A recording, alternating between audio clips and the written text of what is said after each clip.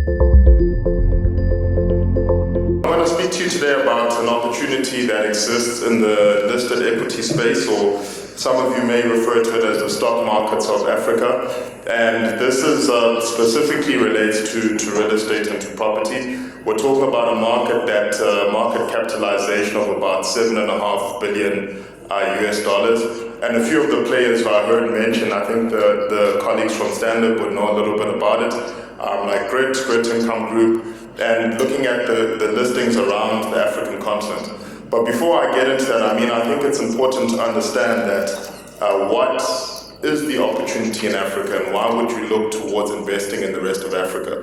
And bear in mind that this type of investment doesn't require sort of hard hats and anything, more of just sipping an espresso over a table and discussing at what price you want to buy these particular shares. So what is the opportunity in Africa? Just go to the next slide. If you take a look at the map there, which is presented by Frank Knight, and this is from 2017-2018's publication, you can sort of see what the demographics are. And there's three particular points when I think about property in Africa, real estate in Africa, that really would drive me to put my money behind that. And it is one, the demographic dividend. You're talking about a continent with a 1.2 billion people population. A lot of that also sits in the youth bracket, which is between 15 and 35. And also you're getting some pretty good growth in these markets and more demanding consumers as we move into this green, what they call green economy, and this more woke economy, if I can say as well. You've got rapid urbanization. And a little bit more different than what people assume, which is we're all moving into cities or into suburban areas, but you've got urbanization happening at quite a startling rate. I think in Africa you've got a 60% rural population, and a lot of them are moving towards the city centers, moving towards high density areas, townships and that, to be able to seek opportunities in a greater economy than what they would typically have. So that's driving it. And then the biggest one, I think, where a lot of the money has been going to, I'm sure you've been seeing in the news, bridges being built in Senegal and Mozambique, and high-speed bullet trains being put in East Africa, along with also a few in West Africa, and that is the infrastructure spend. So from the turn of the century, for about a couple of years, maybe even a whole decade, people have been speaking about Africa's infrastructure deficit. And now we're starting to see a lot of these projects come online. And it's really exciting in terms of then that driving the real estate and the property market. Because not only are you then catering to a population that's moving into more urban areas and organized areas, but you're also catering towards an expat population that comes in and implements some of these projects that are there. So in the listed space, when we look at these opportunities, we then typically have what is known as a RED. And I think in a room full of people that are at a real estate summit, I don't need to explain what the RE stands for, but it's pretty much real estate investment trusts that own buildings, operate leases, very similar to what you have here in South Africa with the likes of Hyprop, Redefine, etc. A few of them also developing these properties themselves, and then listing on an exchange and allowing people to be able to buy their shares in the company and thereby get exposure, economic exposure to the performance of the buildings. So why people typically invest in REITs is that, it's good returns, it does give you diversity, although it is considered a share on the stock market. In essence, it's a lot of buildings that have been wrapped up into a trust. And so when you trade that, you do get less correlation to the movements of the stock markets or the movements of the rand. If President Trump says something about the US or he bans Huawei, it's going to affect the stock market, but it's unlikely to really hit the property sector. And particularly this is the case in the rest of Africa. In South Africa, it's been a little bit different. Last year was not a particularly good year in the listed property space. Down about 20% or even more, and this year is still a bit sluggish in terms of recovery. So what have we done as Cloud Atlas? Because we understand that REITs also are body or sort of sign up to certain legislation which has tax benefits and also has dividend plays where they're forced to pay out a large portion of their income, and it's really much structured in terms of the rules how a REIT can operate for you to get that classification.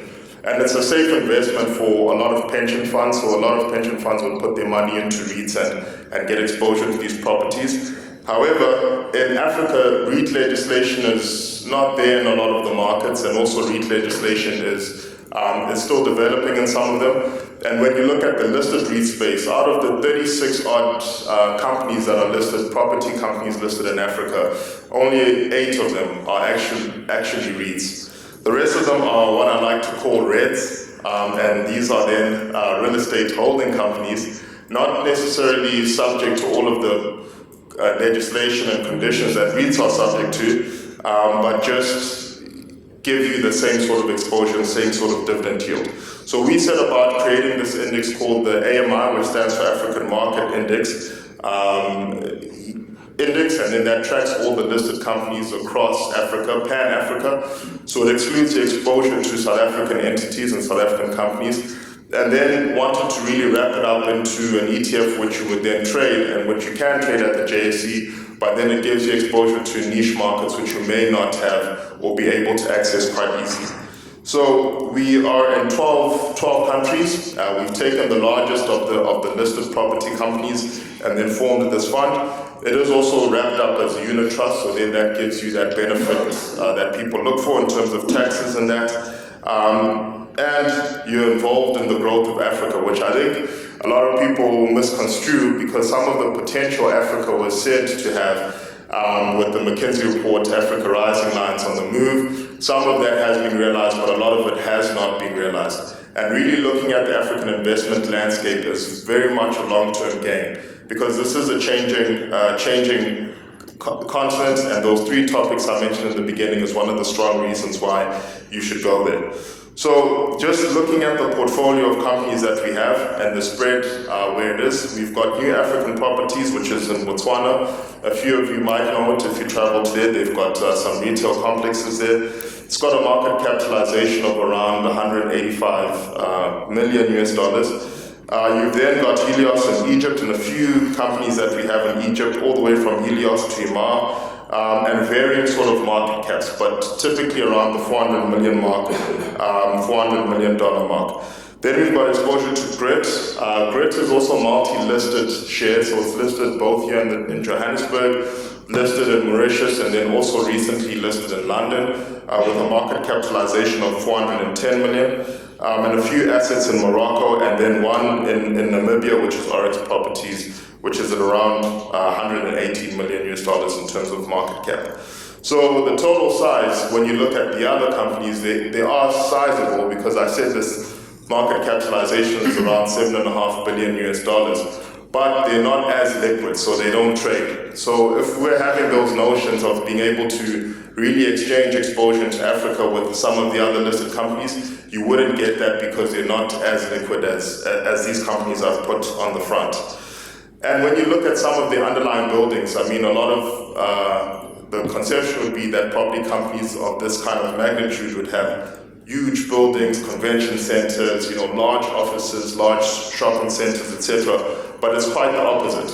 In Egypt, where we've got a lot of exposure, that exposure is to companies who are building the new Cairo. Egypt has around 18 million people that live in Cairo, and Alexandria just a few are less than that. So people are really living on top of each other, and the government has then set out a place to the east of the existing Cairo to say what we want to do is we want to build a new city, a new administrative hub.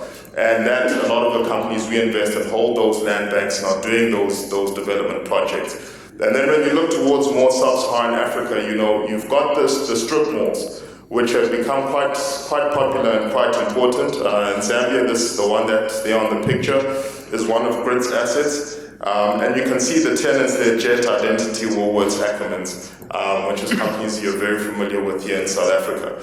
So when you're looking at expanding into Africa, and the opportunity that exists, it's not in that mega thinking, but more in the micro thinking. And how do you service small towns, small communities, and potentially high density areas, in a way that makes them feel comfortable to go to these areas, and also in a way that, allows you to have full occupancy.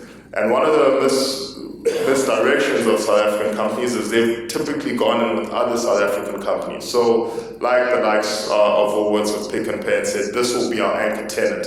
But there are within these markets companies that do exist who could potentially anchor some of the real estate development that takes place. So I'm going to skip to the next slide, which has a bit of numbers. I'm not sure if you guys are really interested in numbers, but there is sort of what the main focus of those companies we look at, those REDs that we look at. And you'd find that most of this portfolio is actually skewed towards the residential area, residential buildings, complexes, apartments, villas, resorts, and those kind of things, and leisure properties. There's what you find in the listed space in the rest of Africa. You've got some fairly decent yields, but bearing in mind that these are not REITs, but rather REDs, you've got some dividend yields sitting around 4%, some dividend yields sitting at negligible amounts, and those would be for companies that are developing properties across the rest of the continent. So you'd want a bit more capital appreciation from those type of assets. You've got price to book values, and also your loan to value of some of these assets sits almost double where South Africa sits. South Africa would be around the 30% on average, and Africa, looking at that, is well over 60% in terms of its loan to value. And then your expense ratio, where we take the expenses of the audited expenses of these companies and then divvy them over what is actually the value of their assets, you start to find that these fees are particularly high, and particularly high among the developing and the companies that are involved in real estate development versus those that are managing leases and filling up buildings. And compare that to South Africa, where this ratio is low. I mean, in the 4% region. In the rest of Africa, you're really paying a lot to have exposure to properties and have exposure to these properties. In the news, there's been some announcements that have come out recently. Nedbank is partnering with a sort of a private equity firm and also has a property development segment, and they've put R1 billion worth of financing into that. Sandton in Kenya. And one of the interesting things about East Africa and even also West Africa is that when you typically think of why residential property thrives, you have to look at the economic environment, where interest rates are close to 20-30%. If you are a young grad coming out of school and you've just landed your first job, there's no way you're going to go to the bank and take a home loan to be able to pay interest at 30%. You've literally paid off for the first 5 years, you've doubled the cost of your house. So these companies thrive on that environment, and then typically people would rent houses for a long time and also build their own houses if they've got access to that land. Grit has also recently released its financial results, which are steady. And it's a good asset because a lot of the companies that they invest in have dollar-based. A lot of their tenants in their assets are dollar-based leases. So they've got secure sort of income coming in, and they've hedged against the currency to a large extent.